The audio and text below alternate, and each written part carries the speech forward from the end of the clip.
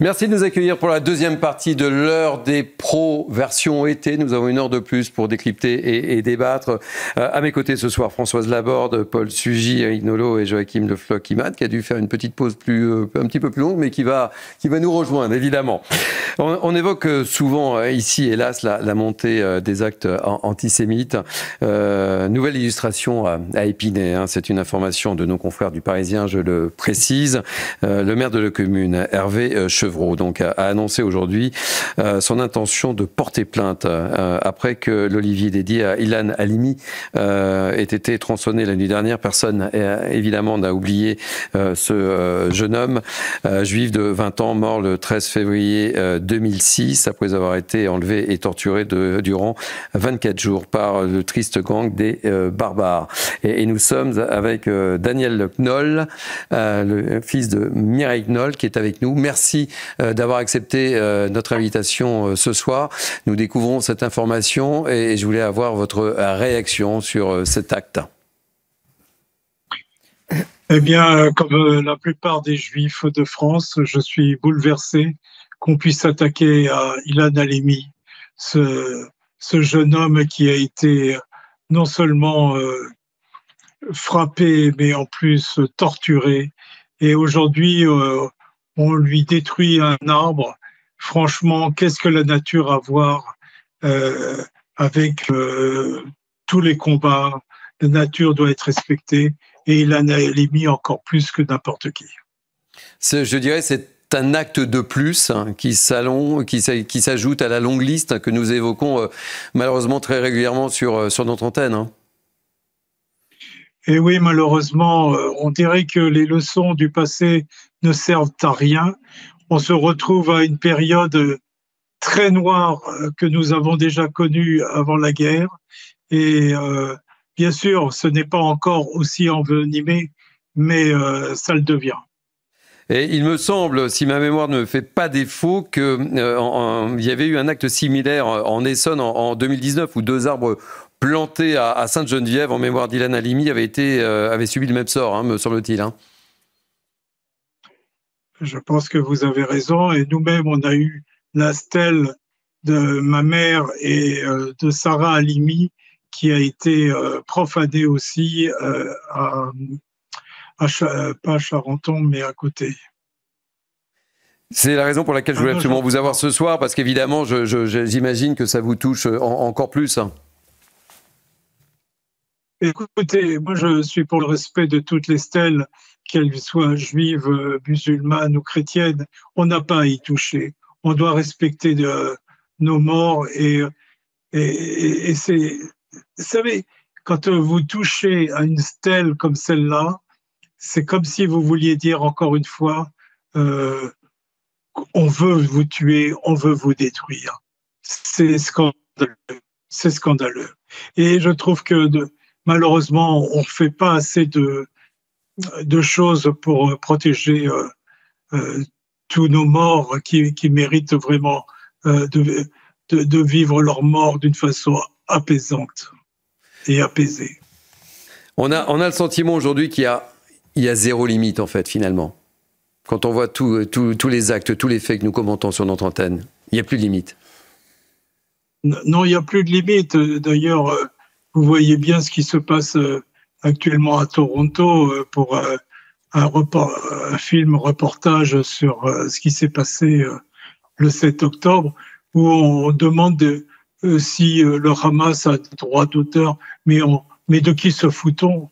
De qui se fout-on? Pourquoi on peut plus parler logiquement dans ce monde? Ça devient de n'importe quoi, mais ça fait peur. Ça fait peur parce que tout est possible aujourd'hui, tout est accepté et il n'y a pas de réaction. Excusez-moi, il y a très peu de réaction. Je comprends pas. Le Canada était un pays quand même démocratique et aujourd'hui ils acceptent ils sortent des choses, mais c'est un scandale. Et ce qui se passe chez nous, malheureusement, avec, rappelez-vous, même Simone Veil, même elle elle a été profanée. Mais comment on peut profaner des gens qui ont donné leur vie, leur cœur au monde, et on se retrouve avec des choses comme ça? Merci beaucoup Daniel Knoll d'avoir accepté de témoigner, et on sent évidemment dans votre voix et dans vos mots le choc qui vous impacte évidemment. Françoise. Oui, moi évidemment je suis très, très touchée par ce que dit Daniel Knoll, et je voudrais le remercier de témoigner, parce que ce qu'a vécu sa maman, Mireille, ça a été évidemment épouvantable. Je crois me rappeler que la famille de Ilan Halimi avait souhaité qu'il soit enterré en Israël. Et c'est précisément parce que la famille se disait que sa tombe aurait pu être profanée et qu'il ne voulait pas que ça se produise. Et c'est vrai que ça fait froid dans le dos, enfin ça fait frissonner d'horreur, parce que ce qu'a vécu ce jeune homme en 2006, on avait tous été saisis d'horreur et d'effroi, quoi, parce que on l'a retrouvé au bout de 28 jours, 24 jours, ouais. 24 jours de torture. Il avait été kidnappé par un gang de barbares, c'est comme ça qu'ils s'appelaient eux-mêmes d'ailleurs, au seul prétexte qu'il était juif, et parce que ces gens-là pensaient qu'il détenait de l'argent et qu'il allait lui donner de l'argent. Et ils l'ont torturé de façon immonde, avec un plaisir malsain. Et c'est vrai que d'une certaine façon, les tortures qu'ils ont infligées à Ilan Halimi, c'est un peu l'avant-goût du 7 octobre. C'est-à-dire que subitement, des salauds, je peux même pas dire des individus, des salauds, sous prétexte que la personne devant eux est juive, se sent autorisée à le ou la torturer, tuer, brûler, assassiner. Et c'est ça qui est effrayant. C'est effrayant ce qui s'est passé le 7 octobre, c'est effrayant ce qui s'est passé en France avec Ilan Halimi, c'est effrayant ce qui s'est passé avec Mireille Knoll. Vous avez raison de rappeler que les portraits de Simone Veil ont été tagués et profanés à plusieurs reprises dans Paris. Et moi, je ne comprends pas, encore une fois, je le dis à chaque fois, le silence des autorités françaises. Le silence du président de la République est incompréhensible et honteux. Franchement, la France sans les Juifs n'est pas la France. Il faut le dire, il faut le répéter. Enfin, je sais pas combien de fois il faut le dire. La France sans les Juifs n'est pas la France. Et je voudrais dire et redire à tous mes compatriotes et amis juifs que, voilà, sans eux, nous ne sommes pas la France. Éric, que dire ? C'est-à-dire que même la mort ne suffit pas à protéger les Juifs contre l'antisémitisme, quoi. Donc on a encore franchi un cap. Parce que, oui, mais tous les jours on dit ça, vous imaginez. Ouais. Ilan Halimi est un martyr. Ouais. Hein, c'est pas... Et or, il est traité post-mortem comme certainement dans l'esprit de ceux qui ont commis cet acte innommable, comme un juif, c'est-à-dire responsable de tout le malheur du monde, etc. Et au fond, cette manière de déshumaniser les juifs, ça remonte quand même au nazisme. C'est-à-dire que les juifs n'ont pas le droit de vivre. Les Juifs n'ont pas le droit au repos éternel, les Juifs n'ont droit à rien. Écoutez, moi, je ne veux pas lancer la polémique trop loin, mais je ne peux pas croire que c'est complètement anodin, que ça arrive de nulle part. Il y a un discours ambiant qui ne cesse de stigmatiser les Juifs dans leur ensemble, ne cesse d'utiliser des mots avec beaucoup d'imprudence, tels que génocide, etc. On voit quand même fleurir un slogan qui est la Gaza... La Palestine, de la rivière à la mer, c'est-à-dire qui appelle à l'éradication totale d'Israël et des Juifs qui le peuplent. Écoutez, ces discours se traduisent parfois en actes. Moi, je suis horrifié. En fait. Horrifié parce que c'est un acte qui ne s'en prend pas une personne physique, mais le symbole est tellement fort que ça vous horrifie, ça vous touche le cœur et l'âme. Et je me dis, quelle sera la prochaine étape ? Et je me mets à la place de nos compatriotes juifs, quoi. Et l'Olivier, c'est le symbole de la paix.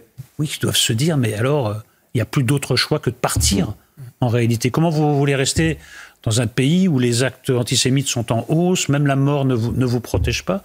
C'est terrible, on a l'impression d'un moment de basculement qui a ses complices, qui a aussi parfois ses complices passifs. Moi, il me reste en travers de la gorge le refus du président de la République de participer à la marche contre l'antisémitisme. De dire que c'est une cause nationale, que quelles que soient nos croyances, quelles que soient nos religions, nos opinions politiques, il y a des choses avec lesquelles on ne discute pas, on ne transige pas. Voilà. Il a raté une occasion historique. Voilà où nous en sommes. Et le témoignage de Daniel Noll, en vertu de sa maman, était très fort, évidemment. Et je le remercie 1000 fois d'avoir accepté de témoigner dans notre émission. Et j'imagine que c'est pas facile pour lui.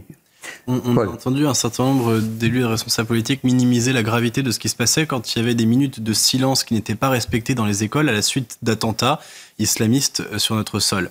Le degré minimal de compassion que l'on demandait notamment aux élèves n'était pas toujours assuré, et on se rendait compte à cette occasion qu'il y avait une forme d'impossibilité pratique chez certains d'entre eux, certains élèves, d'éprouver de la compassion à l'égard de personnes qui n'appartenaient pas à leur clan, ou dont ils estimaient que la mort, au fond, fût-elle atroce, ne les concernait pas. Et si on avait pris un peu plus au sérieux ce refus parfois dans certains établissements scolaires par certains individus de respecter cette minute de silence, on serait peut-être davantage en train de comprendre ce qui se passe quand d'autres individus, peut-être les mêmes qui ont grandi depuis, on ne sait pas, sont capables d'aller profaner le souvenir d'Ilan Halimi. Parce qu'au fond, c'est la même chose. C'est considérer que la tragédie vécue par une personne humaine ne les concerne pas, parce qu'ils ne font pas partie du même clan, de la même caste, voire, ce qui serait évidemment pire, mais on ne peut que l'imaginer avec effroi, que cette mort était méritée au titre de l'appartenance ethnique ou religieuse de la personne. Joachim. Vous parlez des écoles, mais il faut bien voir qu'il y a beaucoup de gens dans ce pays depuis une trentaine d'années qui ont essayé de sonner le tocsin. Je pense par exemple à quelqu'un comme Georges Bensoussan, ou même à quelqu'un comme Taguieff, des gens qui ont alerté sur la réalité du nouvel antisémitisme.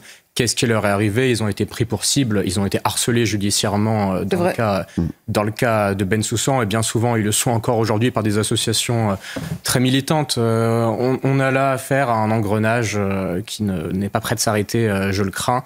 La France est directement engagée en son identité comme nation, vous l'avez dit, on était quand même le premier pays à avoir émancipé les Juifs à l'occasion de la Révolution française.